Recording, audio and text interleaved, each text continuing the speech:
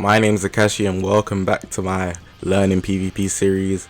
Now, you've probably already seen in this video just off the start that there's no handcam in this video, and that's because I feel for this video it doesn't necessarily require a handcam. It's more just follow the instructions. It's not anything complicated as long as you can use your fingers pretty much. So I didn't feel the need to put a handcam, but instead I'm gonna be having instructions on the right where I would usually have the handcam. But yeah, I know I've been on a little hiatus. I ain't really uploaded a lot of these videos for this series in a while, and that's just because I've been focusing on other things. The Legends been updating, other things been coming out, so apologies for that. But I do feel like I've actually covered a lot of the important things for PvP. Literally, if you cover everything that I've already uploaded for the Learning PvP series, you should be up to scratch, be a decent player in PvP and easily hit 10k every single season. But yeah, in this video we're going to be going over the best ways to start a PvP battle, because it was actually requested. I had other things that I wanted to do as well, but because this one was requested, I'm going to get to it first. But I'm not putting things down as like video requests, because I'm planning to cover everything you can do in PvP, so watch out for that. Now, as I said at the start, it's not really something that requires a hand cam, so there's not going to be a hand cam for this video. But I will be having the instructions, and I do want to say also, I usually, before I get into it, put things down to difficulty, but I wouldn't say this is a very difficult thing to kind of just have the IQ to know how you're going to start a battle. So I will say that if we was doing the Legends ranking, you know, you have the normal for the easiest, difficulty, hard, and then obviously Scream at the highest with that blue color. Because it's very, I wouldn't say it's easy, having the IQ is something that you gather a long time over playing, or you might have it straight out the bat, but if anything it would be normal. It's not anything like Scream difficulty, so let's go with normal for this one. But yeah, for this series, before I actually get into it, I got one thing to ask you. You probably know what that is, but if you haven't already, press the subscribe button. By the time this is uploaded, we should be near 2,000 subscribers.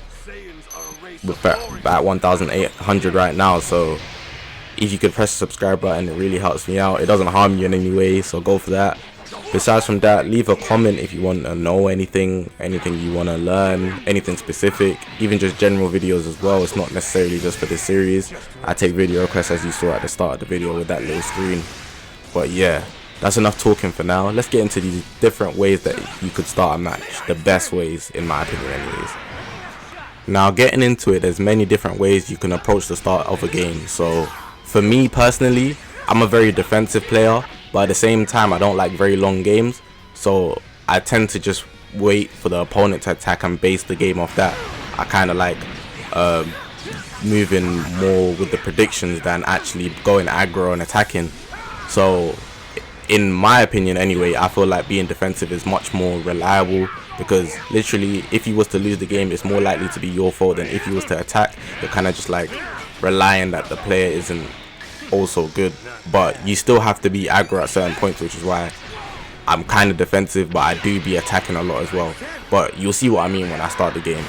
So I want to say, before I even get into any different types of ways, consider that there's different types of ways you can approach the battle, and the opponent's team will actually play a factor to how you want to start the game.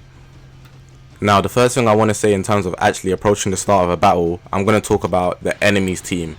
Now, for me especially, depending on what team you're using and what team the enemy using, for example, I'm going to use a movie's team for this example. Yellow Gohan is a menace. Now, if you see him at the start, you often see people press the quirk skill. That's the special skill, the green card. So you just know you're going to get blown away even if you vanish step. Now, vanish stepping at the start of the game is very risky, but it also depends on who your enemy is. So if it wasn't Yellow Gohan, I wouldn't mind maybe sidestepping. But if I see yellow Gohan, I advise you to back float. Now you can back float with any unit. Don't slide down, you literally just want to hold back slowly so you float backwards, in case that he doesn't actually use a quiet skill, and that would actually still leave you at a position to change what you want to do. So if he was to do something else, like maybe a strike art and you're backdashing, you could actually get caught in an attack. Or if maybe you wanted to tackle, you would still get caught in an attack. So you have to bear in mind all the possibilities to make sure you don't get caught up. You just want to play it smart with the back flow, and that'll keep you safe. Another option that I tend to do is actually just sidestepping. You probably do this already, but this is actually something that's very useful. Depending on how the opponent is, they might be a very aggro type player. They might actually try to attack you straight away. More time it'll probably be a tackle, but in some cases it could be a strike art or a blast art, and you could actually get that perfect vanish just because they wanted to be too aggro. And there you go, that's a free combo. You started the game very well. With that same move though, when you're doing the side steps, I will say, in case you do not get a perfect vanish but you do the vanish step, from there it would either be switching out to confirm that you still have a vanish step. So every time you switch out, your vanish gauge actually resets, so you'll have a vanish step after you switch out. So vanish step, then switch out. Then from there it's pretty much up to your decision making. I can't really help you beyond here because I can't tell you what your opponent's going to do every time. Like, that's more of something you have to figure out with your PvP intelligence or IQ or whatever. So in most cases I tend to vanish step again, because from the enemy's perspective, most players would not actually expect you to vanish step again. They'd probably just attack and then they would do the same thing. So from there it's more timing. But if he was to attack straight away, because they hit you with the key blast cancel or strike cards and you didn't get a vanish step or something like that, a tackle even, then they would be in a position to actually do a vanish step. So attacking them would just let them vanish step, and then now you've got hit. So make sure that you switch out if anything, and from there you either need to decide whether you're going to attack after you switched out, or you're going to wait for them to sidestep, or you're going to vanish step.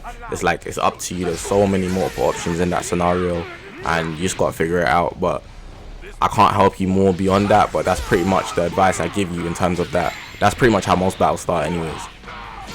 Just before I give you my next point, I do want to say a few things that you should never do. Now, this is my opinion. It will work in some cases depending on the player that you're facing, but more time at the start of the game, you actually don't know what type of player you're facing. You haven't even fought them yet. You don't know them, so you don't know what type of player they are, how they're going to react. But I will tell you, in most cases, you do not want to start with a strike cards. Now, this is only in the scenario, I would say, where the unit that you're using doesn't have blast armor. So if you've got the the blue Vegeta, not purple, the one that's from the movies, and he pierces blast armor, they could actually do a blast arts and you'll go through it. In that scenario, using a strike arts would actually be very useful, because you'd actually catch them off guard. They wouldn't think that you're going to use a strike arts, so they'd use a blast arts and you'd actually go through their blast arts and you can start your combo. But in most cases, do not start with a strike arts.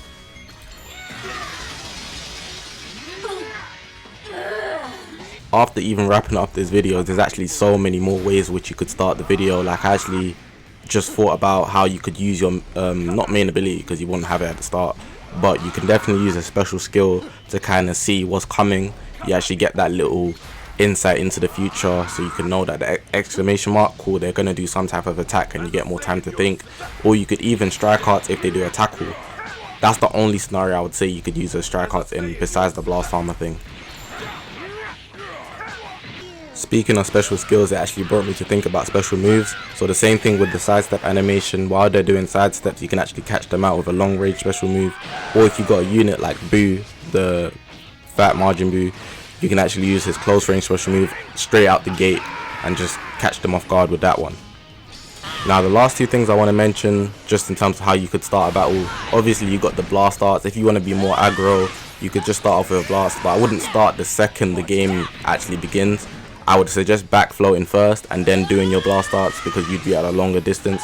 But if you do it at close range, you'd kind of run the risk of getting a perfect vanish, so that's kind of benefiting the enemy, and you don't want that at all.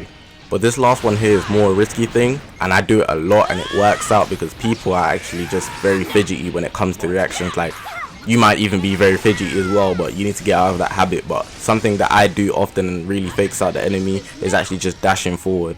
Now, when you dash forward, they think it's an attack or you're going to attack. So from here, it can either be two things.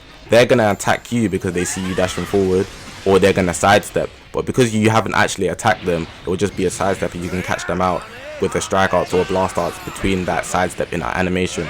But in the other scenario where they attack you, you really have to guess whether they're gonna attack you. So if they did attack you, you would actually want to vanish step after you've dashed forward, and in that scenario you'd actually fake them out very well, and then you basically got your free combo.